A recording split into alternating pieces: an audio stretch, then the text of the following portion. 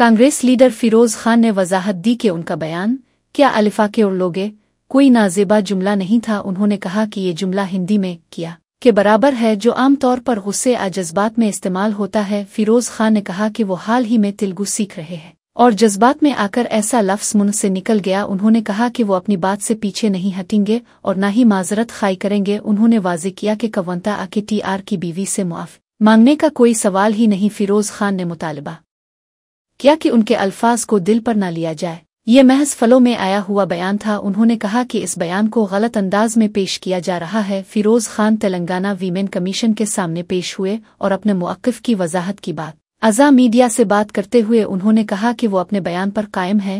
उन्होंने इल्ज़ाम लगाया कि BRS रहनुमा इस मामले को सियासी फ़ायदे के लिए इस्तेमाल कर रहे हैं। ఏం పీక్తారు, వాట్ ఈజ్ రా పీక్తున్నా అని ట్రాన్స్లేట్ చేస్తే మీరు హిందీలో క్యా ఉఖాడ్ రహే, సో దానిలో ఏం డెరోగేటరీ లేదు.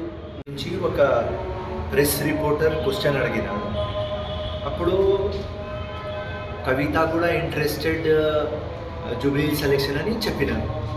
సో నేను చెప్పిన కవిత ఏం పీక్తుంది, ఇది నా స్లాంగ్ లాంగ్వేజ్. సో తెలుగు ఇప్పుడు నేను నేర్చుకుంటున్నా అండ్ అది ఫ్లోలో వచ్చేసింది. సో పీక్తున్నా అని ట్రాన్స్లేట్ చేస్తే మీరు హిందీలో క్యా ఉఖాడ్ రహే, సో దానిలో ఏం డెరోగేటరీ లేదు. నేను మహిళలకు అట్మోస్ట్ రెస్పెక్ట్ చేసే ఒక వ్యక్తి ఫిరోజ్ ఖాన్. సో ఇది నా స్టైల్ ఆఫ్ భాష. నేను ఇప్పుడు మాట్లాడేటప్పుడు సోనియా గాంధీ, ప్రియాంక గాంధీ, రాహుల్ గాంధీ, రేవంత్ రెడ్డి ఇట్లనే చెప్పేస్తా.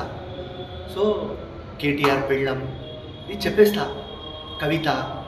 సో మేడం ఏమంటున్నారంటే మీరు రెస్పెక్ట్గా శ్రీమతి గారు, జీ అది యూజ్ చేయాలి. సో